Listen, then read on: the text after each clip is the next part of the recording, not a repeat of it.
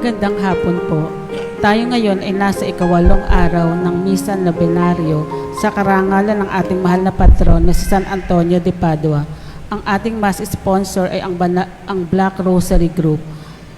Ang mamumuno sa banal na misa ngayong araw ay si Reverendo Padre Renato de Maculangan. Magsitayo po ang lahat.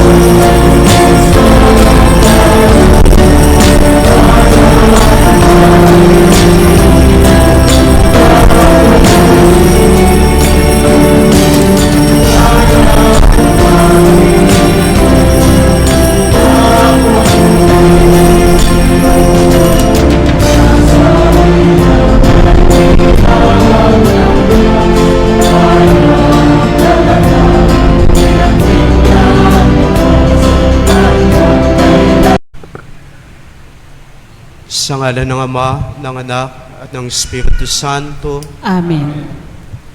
Ang pagpapala ng ating Panginoong Kristo, ang pag-ibig ng Diyos Ama, at ang pakikipagkaisa ng Espiritu Santo, naway sumainyong lahat. At sa maiyo rin. Mga kapatid, aminin natin ating mga kasalanan upang tayo maging marapat kumanap sa banal na pagdiriwang. Inamin ko sa makapangyarihang Diyos at sa inyong mga kapatid na lubha akong nagkasala sa isip, sa salita, sa gawa, at sa aking pagkukulang. Kaya isinasama ko sa mahal na Birheng Maria, sa lahat ng mga anghel at mga banal, at sa inyong mga kapatid, na ako'y ipanalangin sa Panginoong ating Diyos.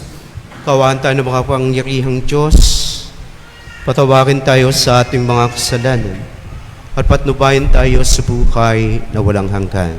Amen. Panginoon, kaawaan mo kami. Panginoon, kaawaan mo kami. Kristo, kaawaan mo kami. Kristo, kaawaan mo kami. Panginoon, kaawaan mo kami. Panginoon, kaawaan mo kami. Gloria in excelsis Deo.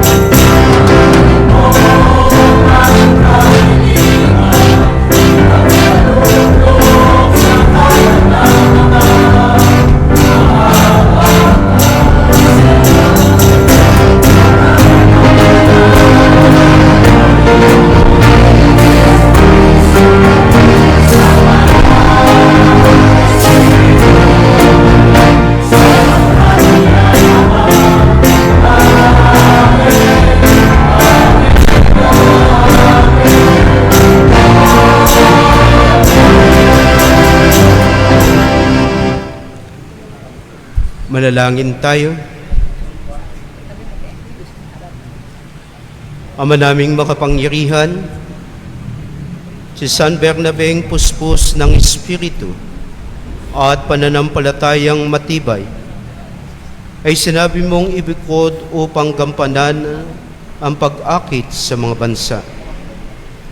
Ang mabuting balita ay masigas niyang ilahad at patuloy nawang may pahayag at totohanang matupad sa pamamagitan ni Jesucristo kasama ng Espiritu Santo magpasawalang hanggan.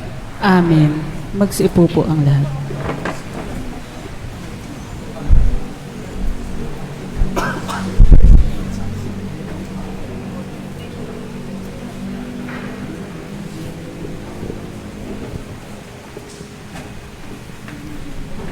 Pagbasa mula sa ikalang sulat ni Apostol San Pablo sa mga taga-Korinto. Mga kapatid, ang aming pagtitiwalang ito sa Diyos ay sa pamamagitan ni Kristo. Kung sa aming sarili lamang ay wala kaming sapat na kakayahan gawin ito.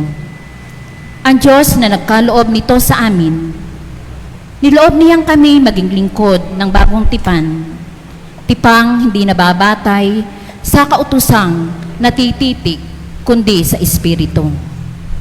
Sapagkat ang dulot ng titik ay kamatayan, ngunit ang Espiritu ay nagbibigay buhay. Nang ibigay ang alituntunin ng paglilingkod na nakatitik sa tinapyas na bato, kalakip na nahayag ang kaningningan ng Diyos. Ano pat hindi matingnan ang mga Israelita ang mukha ni Moises, bagamat ang kaningningan ito'y lumipas. Kung ang paglilingkod na batay sa utusang nakatitik, nagdadala ng kamatayan, ay dumating na may kalakip na kaningningan, gaano pa kaya ang paglilingkod ayon sa Espiritu? Kung may kaningningan ang paglilingkod na nagdudulot ng hatol ng kamatayan, lalo pang maningning ang paglilingkod na ang dulot ay pagwawalang sala. Dahil dito, masasabi natin na ang dating ningning ay wala na sapagkat nahalinhan na ng pagniningning. Kung may kaningningan ang lumipas, higit ang kaningningan noong nananatili magpakailanman. Ang salita ng Diyos. Salamat sa Diyos. Diyos na makapangyarihan, ikaw ay tunay na banal. Diyos na makapangyarihan, ikaw ay tunay na banal. Ang poon na ating Diyos ay lubos na papurihan. Sa harap ng trono niya'y sambahin ngalang banal. Diyos na makapangyarihan, ikaw ay tunay na banal. Si Moises at Aaron, mga saserdote niya, ay si Samuel na may lingkod na sa kanya ay sumamba. Nang sa puoy dalanginan, dininig naman sila. Diyos na makapangyarihan, ikaw ay tunay na banal. Ang puon ay nagsalita sa gitna ng mga ulap. Sila naman ay nakinig, utos niya ay tinupad. Diyos na makapangyarihan, ikaw ay tunay na banal. O puon na aming Diyos, sinagot mo sila agad. At ikaw ay nakilalang Diyos na mapagpatawad. Ngunit pinagdurusa mo kung sa gaway hindi tumpak. Diyos na makapangyarihan, ikaw ay tunay na banal. Ang Diyos nating Panginoon, dapat nating papurihan. Sa banal na bundok niya, sambahin ang kanyang ngalan. Siya'y ating Panginoon, siya'y ating Diyos na banal. Diyos na makapangyarihan, ikaw ay tunay na banal. Magsitayo po ang lahat.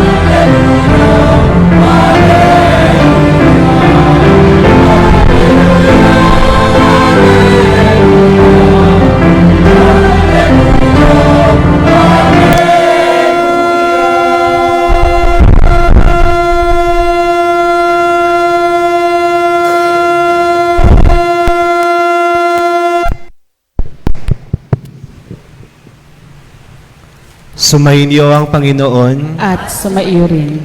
ang mabuting balita ng Panginoon ayon kay San Mateo. Papuri sa iyo, Panginoon.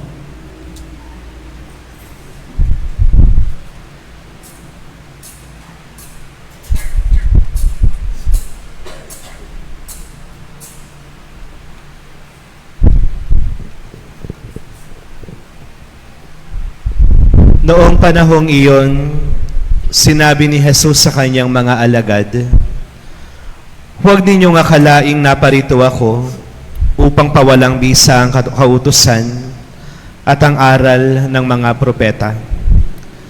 Naparito ako hindi upang pawalang bisa, kundi para ipaliwanag at ganapin ang mga iyon. Tandaan ninyo ito, magwawakas ang langit at ang lupa, ngunit ang kaliit-liitang bahagi ng kautusan ay di mawawalan ng bisa hanggat hindi nagaganap ang lahat. Kaya't sino mang magpawalang halaga kahit sa kaliit-liitang bahagi nito at magturo ng ganon sa mga tao ay ibibilang na pinakamababa sa kaharian ng Diyos. Ngunit ang gumaganap ng kautusan at nagtuturo na tuparin iyon ay ibibilang na dakila sa kaharian ng Diyos.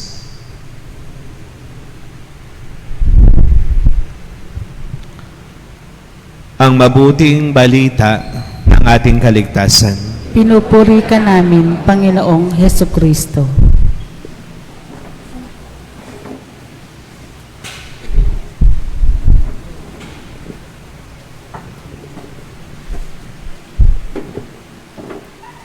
Magandang hapon po sa ating lahat. Tayo po ngayon ay nasa ikawalong araw ng ating pagnunubina. At sa ikawalong araw ng ating pagnunubina, sa araw pong ito ay pinagdiriwang natin ang kapistahan ng isa sa 12 apostol o apostoles ng ating Panginoon. Yan ay walang iba kundi si San Bernabe o San Barabas. Okay? At si San Barabas ay nakasama ni San Pablo. At siya po ay isa ayon sa tradisyon ng ating simbahan na nagpahayag ng Ebanghelyo sa bansang Cyprus. No? So siya ang patron ng bansang ito. Kaya yung aking pong ibabahagi ngayon ay hindi sa ating Ebanghelyo na katatapos nating napakinggan, kundi ang tungkol sa mga apostol. Mag-aaral tayo ng konti. Okay? Una, ano ba ang ibig sabihin ng salitang apostol? Pangalawa, bakit sa dinarami-rami na sumunod sa ating Panginoong Kristo, 12 lang ang pinili niya na maging apostol? At pangatlo, ano yung mga katangian na makikita natin sa mga apostol? At subukan nating i-connecta ito sa ating pananampalataya bilang membro ng ating simbahan, ng ating Panginoon. Okay?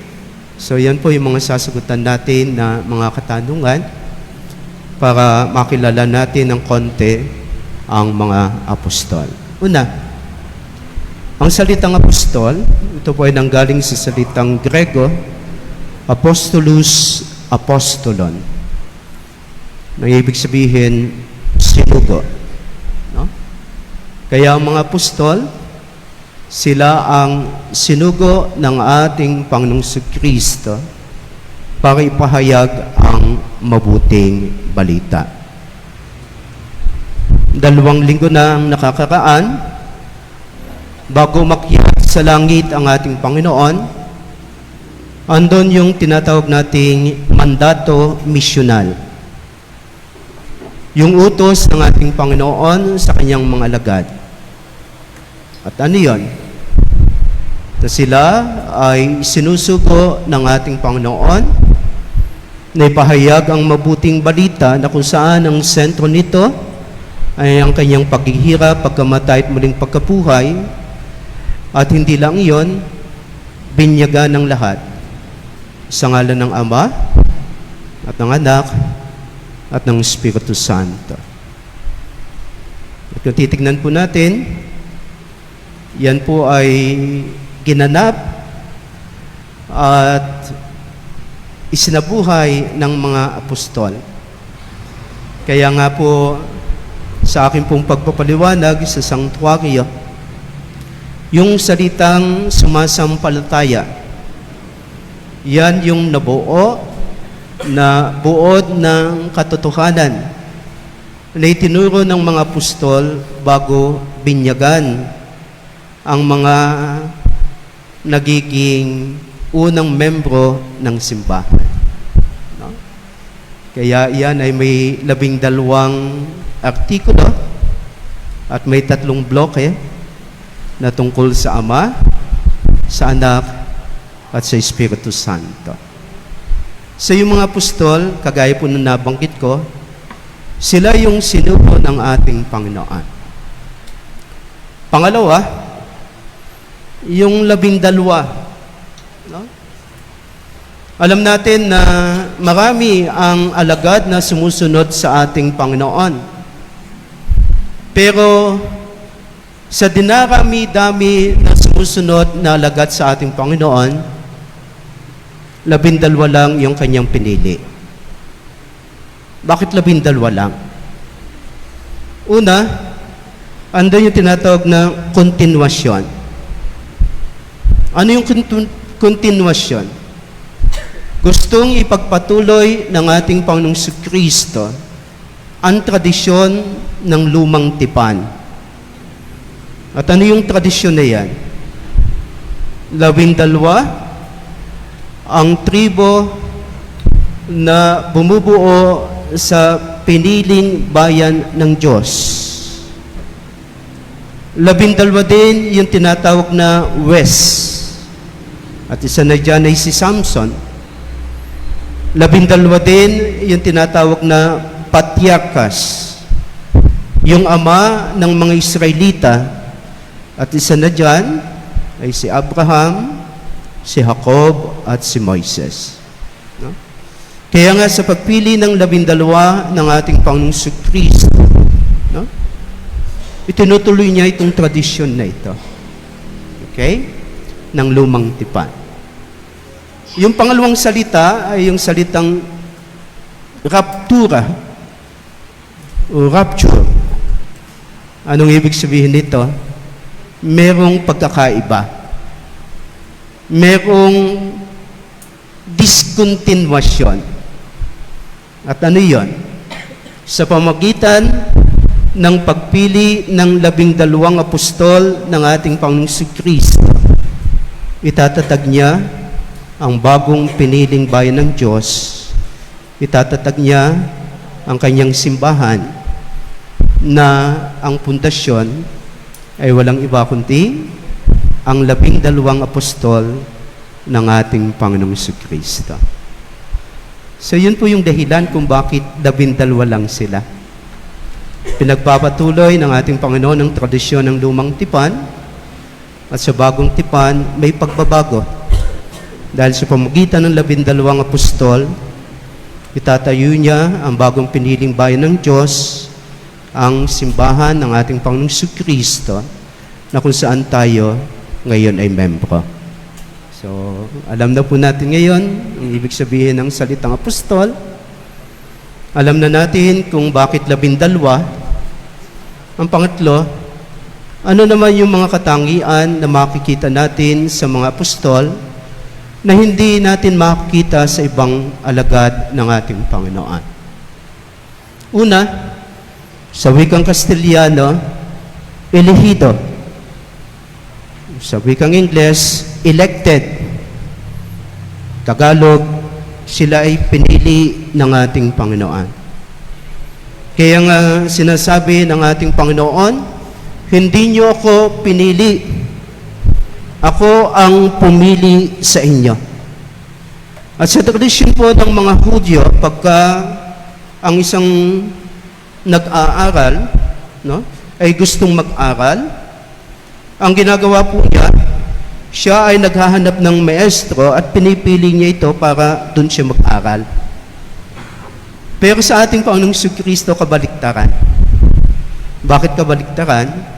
Kasi hindi siya ang pinili ng kanyang mga apostol.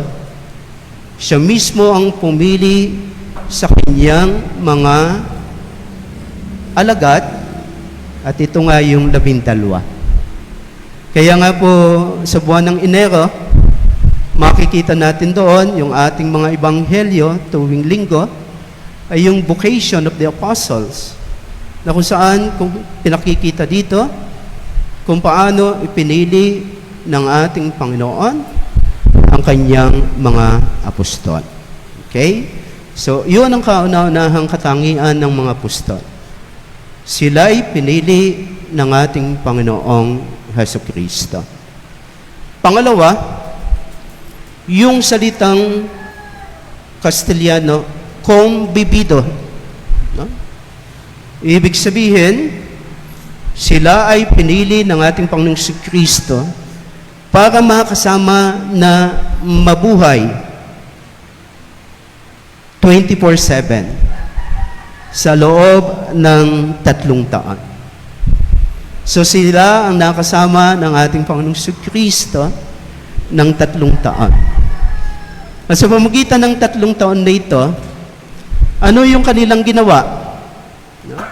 Alam niyo po sa mga Hudyo, pagkatapos nilang mamili ng kanilang guro, ang pinag-aaralan nila ay yung 5 libro ng Lumang Tipan. No? Yung unang 5 libro. At yan po ay tinatawag na Torah o libro ng batas. So iyan yung pinag-aaralan nila. Pero sa ating Panginoong Kristo, sa 3 taon nakasama niya ang kanyang mga apostol na 12, wala po silang libro. No? At ano yung pinag-aaralan nila? Ano yung libro nila? Ang libro nila ay walang iba kundi ang buhay ng ating Panginoong Jesucristo. At dito nga sa ating ebanghelyo ngayon, sinasabi ng ating Panginoong Kristo na siya yung katuparan ng batas at wala siyang lalabagin na batas. Wala siyang tatanggalin na batas. Bakit? Kasi ang ating Panginoong Kristo ang mismong katuparan ng propeta at batas. Kaya nga ang mga apostol, ang mga lagad ng ating Panginoong Kristo, 24/7, sa loob ng 3 taon, ang kanilang tinitignan, ang kanilang pinakikinggan, ang kanilang karanasan, ay walang iba kundi ang mismong buhay ng ating Panginoong Kristo na kanilang libro. Pangatlo, ay ang tinatawag sa salitang Kastiliano, imbiyado. Ano yung imbiyado? Kagaya ng salitang Grego na apostol, nang ibig sabihin sinugo, ang mga apostol, ang ibig sabihin ng imbiyado, ay sinugo ng ating Panginoong Jesucristo para kanyang maging testigo. Hindi po sila guro, kundi sila ay testigo ng ating Panginoong Kristo. Kasi sila yung nakakita, sila yung nakarinig, sila yung nakasama ng ating Panginoong Jesucristo. So yan po yung 3 katangian ng mga apostol.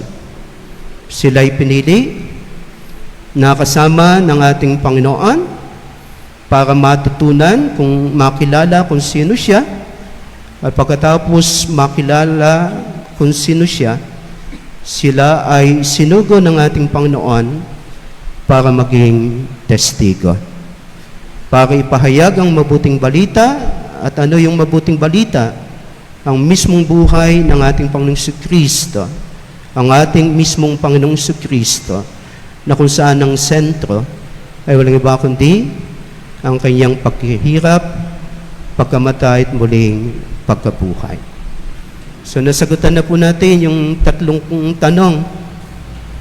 Ang salitang apostol, bakit 12? At bakit yung 3 katangian ng mga apostol? Ngayon, ano naman yung relasyon nito para sa atin?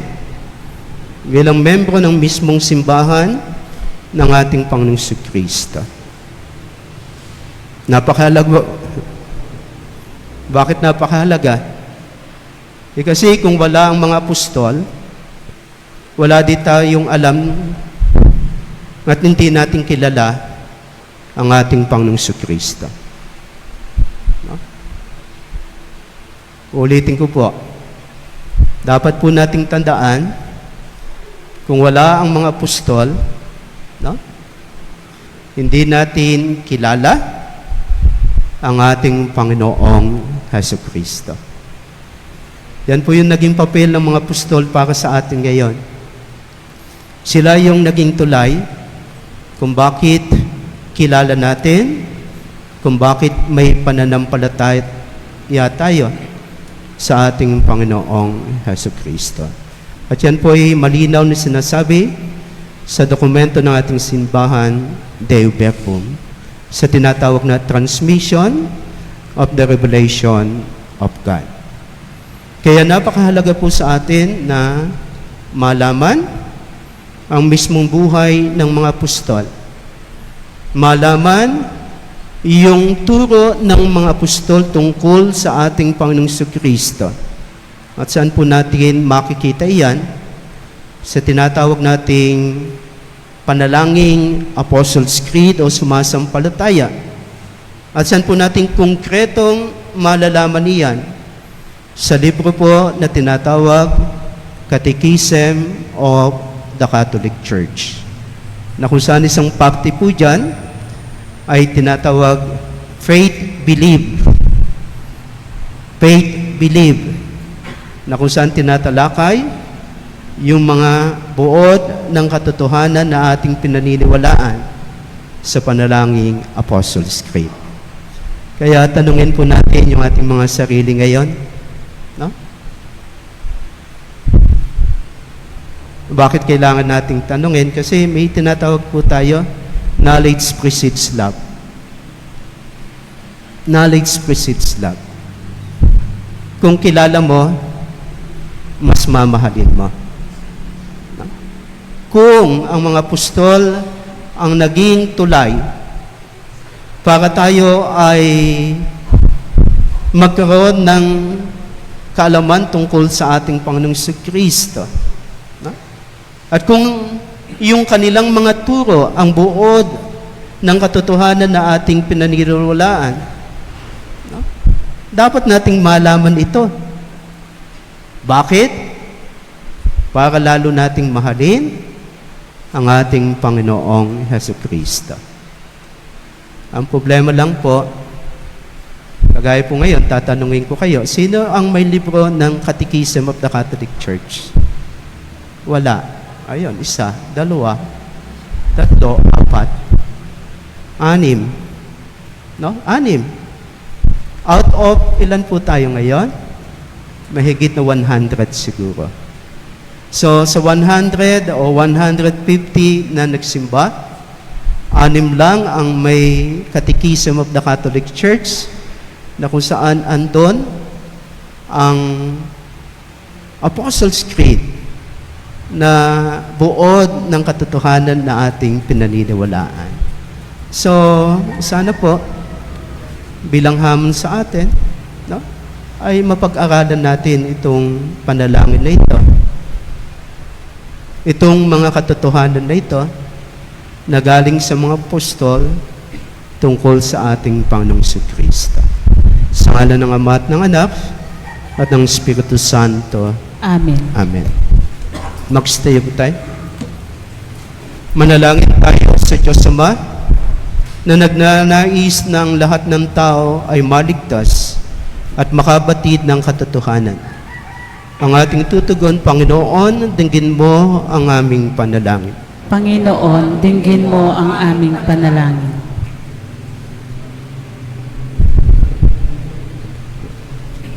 Ang Santo Papa, mga obispo, at mga pare, naway patnubayan ng banal na Espiritu sa pagtataguyod ng layunin ng misyon. Manalangin tayo sa Panginoon. Panginoon, dinggin mo ang aming panalangin. Ang mga misyonero, naway maipahayag si Kristo sa mundo sa pamamagitan ng kanilang paglilingkod na may kababaang loob na hindi nakabatay sa kanilang kapangyarihan o kabantugan. Manalangin tayo sa Panginoon. Panginoon, dinggin mo ang aming panalangin. Ang mga laikong mananampalataya, naway mapukaw ang kalooban sa pag-ibig sa Diyos at sa kapwa para sila ay makipagtulungan sa pangmisyong gawain ng simbahan. Manalangin tayo sa Panginoon. Panginoon, dinggin mo ang aming panalangin. ang mga Kristiyano naway makaunawa sa kanilang pananagutang palaganapin ang mabuting balita ng kaligtasan sa lahat ng tao. Manalangin tayo sa Panginoon. Panginoon, dinggin mo ang aming panalangin. Ang mga kabataang lalaki at babae naway magkaroon ng tapang na tumugon sa panawagan ni Kristo at makibahagi sa mga gawaing pangmisyon. Manalangin tayo sa Panginoon. Panginoon, dinggin mo ang aming panalangin. Sama natin sa ating mga panalangin ang misang pasalamat at intensyon mula kay Aniseta Santiago, Rolly and Lisa Rodriguez and family, Jason Ray Libunaw Rodriguez, Guillermo and Gamurot families, Timothy Ralph Reyes Gamurot, Mr. and Mrs. Elmer Bondok, K&M Motor Parts and Accessories, Bert Hamigan family, para sa mabilisang pagaling ni Felix Cañarejo Sr., Voltaire Puruganan, at panalangin para sa kaluluwa nila Marcelino Cañarejo, Victorina Bello, Primo Hoson, Dominador Libunaw, Emerenciana Evagrio, Eva Lolita Rodriguez, Renato Ligason, Erasmo Jose Romeo Hamig, Sol Dimacali, Nora Jose Nochi Escalona, Father Tirso Dakigan. Ipanalangin natin sila sa Panginoon. Panginoon, dinggin mo ang aming panalangin. Sa katimigan ng ating mga puso, itaas natin sa ating Panginoon ang mga personal nating kahiligan.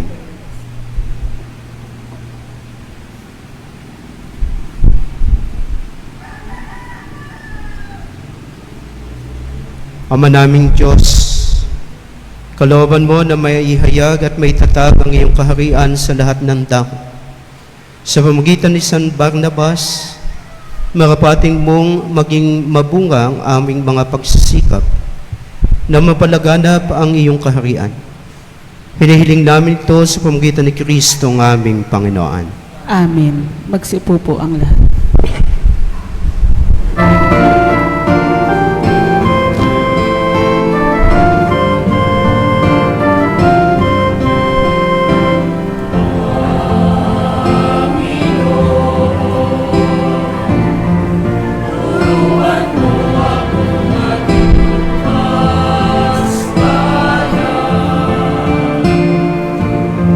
Turuan mo akong maglingkod sa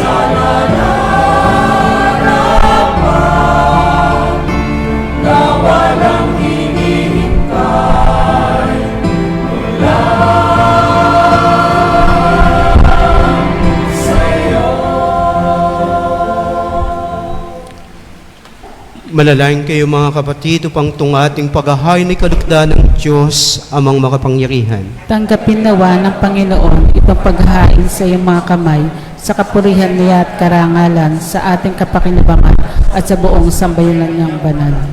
Ama naming lumikha, ang aming mga alay ay gawin mong banal sa iyong pagbabasbas, na mapag-alab nawa sa ningas ng iyong pag-ibig sa aming lahat.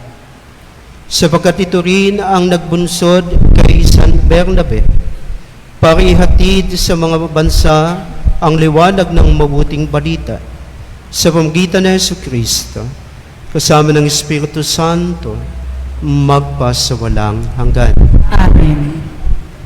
Sumayin niyo ang Panginoon. At sumaiyo rin. Ito sa Diyos ang iyong puso at diwa. Tinaas na namin sa Panginoon. Pasalamatan natin ang Panginoong ating Diyos. Marapat na siya ay pasalamatan.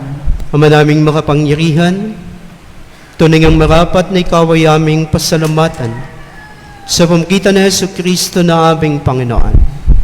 Itadatag niya ang iyong sambayanan at ang mga apostol ay salig at katuwang sa pagpapanatili ng iyong pagmamahal na di magwawakas kahit kailan. Kaming sambayanan mo dito sa daigdig ay katibayan ng pamumuhay sa langit. Kaming narito ang tagapagpahiwatig ng pagkakaisa ng tanan sa iyong pag-ibig. Kaya kaysa namang anghel na nagsisaawit ng papuri sa iyo nang walang humpay sa kalangitan, kami nagbubunyi sa iyong kadakilaan.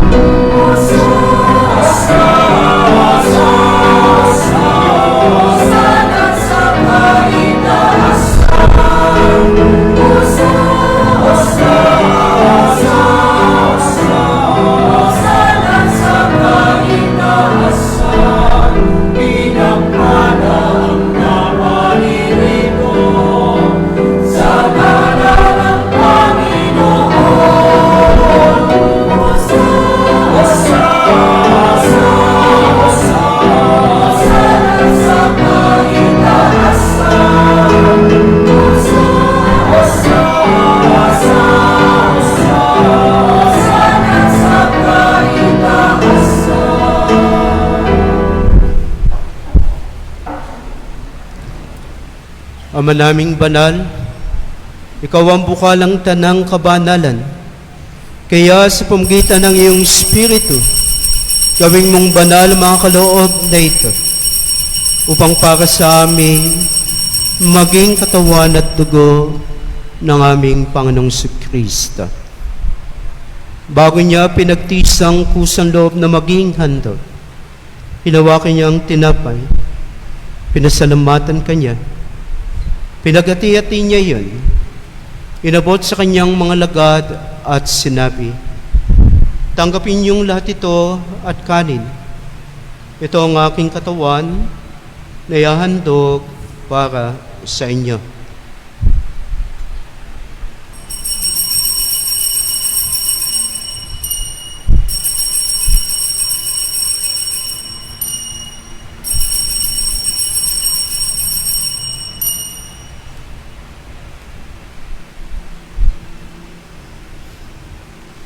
Gayun din naman nung matapos ng hapunan, hilawakan niya ang kalis. Muli kanyang pinasalamatan. Inabot niya ang kalis sa kanyang mga lagad at sinabi, tanggapin niyong lahat ito at inumin. Ito ang kalis ng aking dugo ng bago't walang hanggang tipan. Ang aking dugo na ibubuhos para sa inyo at para sa lahat, sa ikapagpapatawad ng mga kasalanan. Gawin niyo ito sa pag-alala sa akin.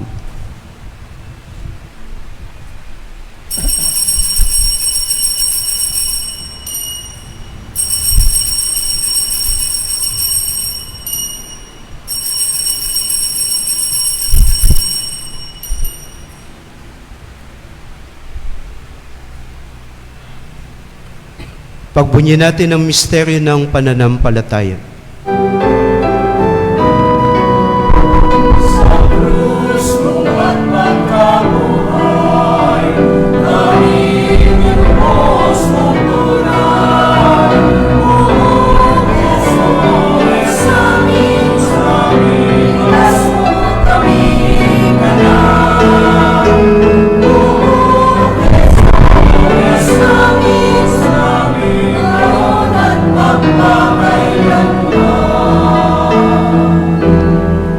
Ang mga ginagawa namin ngayon ng pag-alaala sa pagkamatay at muling pagkabuhay ng iyong anak.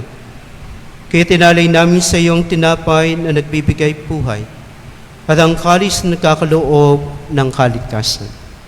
Kami nagpapasalamat dahil kami minarapat na tumayo sa harap mo para maglingkod sa iyo. Isinasama namin kaming magsasalo-salo sa katawan at dugo ni Kristo ay mabuklod sa pagkakaisa sa pamamagitan ng Espiritu Santo.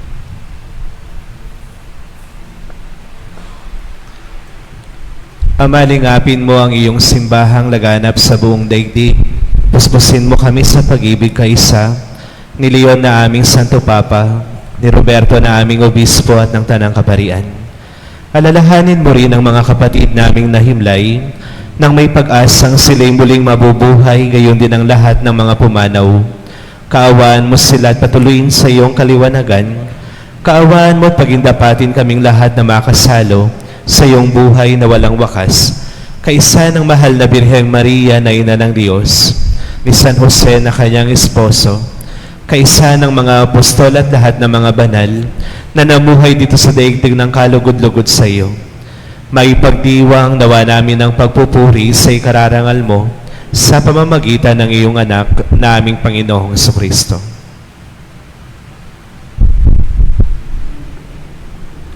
Sa pamamagitan ni Kristo kasama niya at sa Kanya, ang lahat ng parangal at papuri sa iyo, Diyos, amang makapangyarihan, kasama ng Espiritu Santo, magpasawalang hanggan.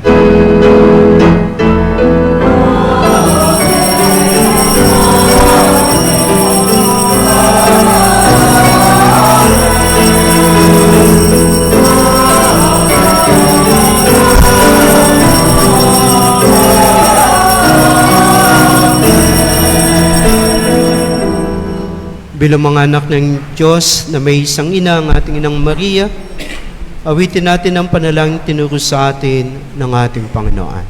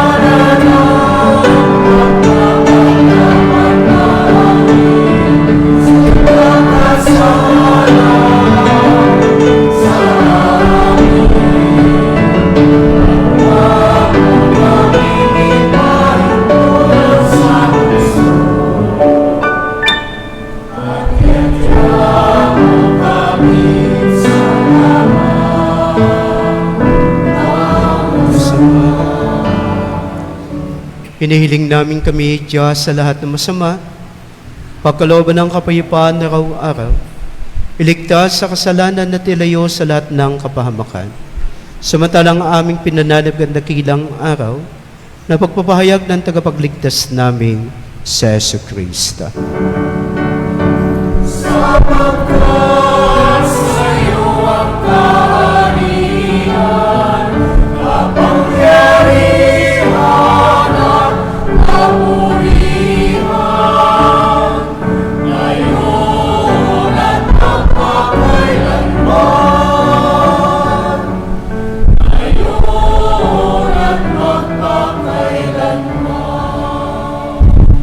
Panginoong Kristo, sinabi mo sa iyong mga apostol,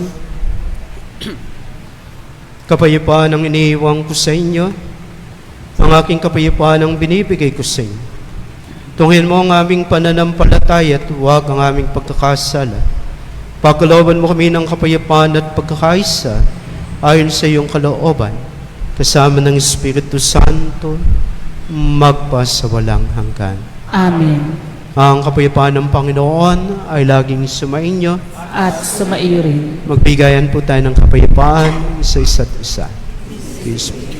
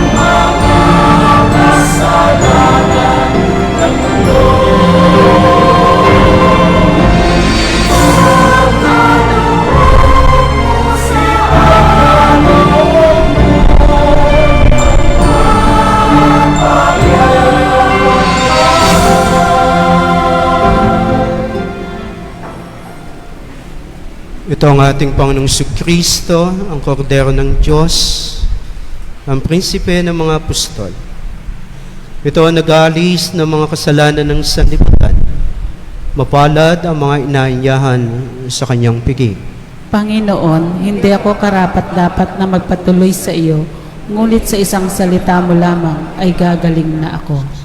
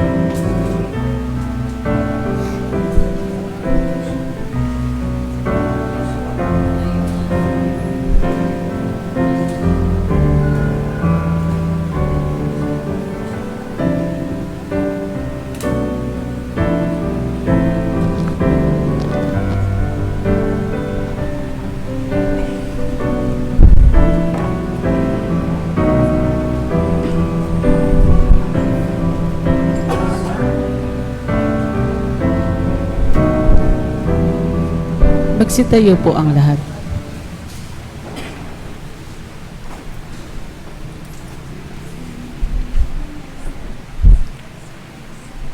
Manalangin tayo.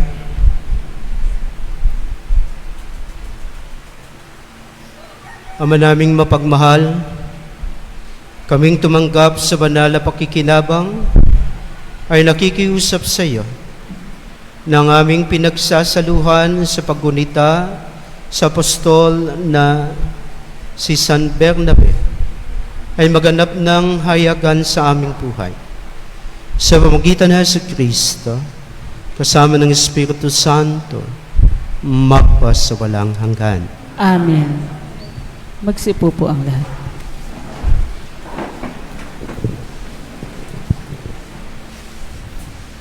Magandang gabi po sa inyong lahat. Nasa ikawalong gabi na po tayo ngayon ng ating pagnonovena para sa ating mahal na patron. At sa araw na ito, nais ko pong pasalamatan ang ating mga naging in charge sa dasal at sa pag-aalay sa misa, ang ating mga Black Rosary group. Palakpakan po natin sila. Salamat po. Lahat din po ng mga nag-serve sa ating banal na misa, thank you po sa inyong lahat. Palakpakan po natin sila. At pangatlo, pasalamatan po natin ang nagdiwang ng ating banal na misa ngayon. Alam nyo, kaninang nag-homily siya, pinagmamasdan ko kayo. Parang nakita ko yung sarili ko nung teacher ko pa siya.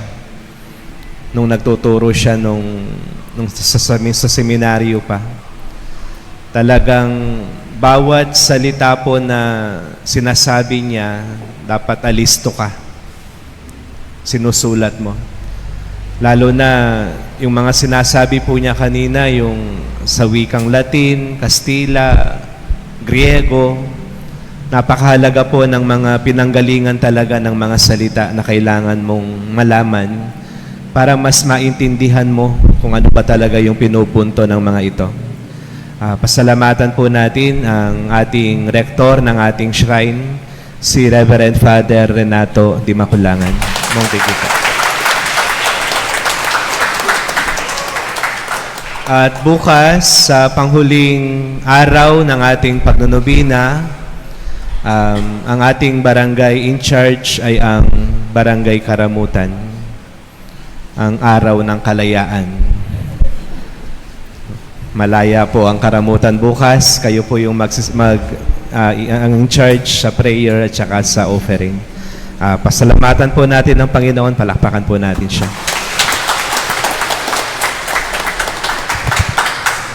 Magsitayo po ang lahat.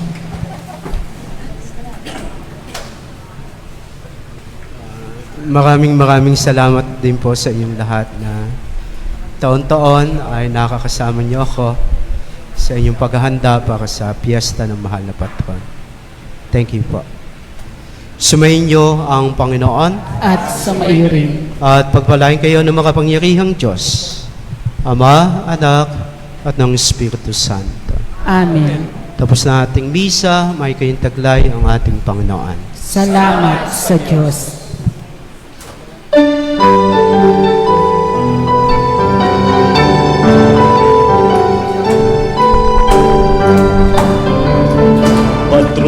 namin San Antonio de Padua, ihalik kami sa iyong dala.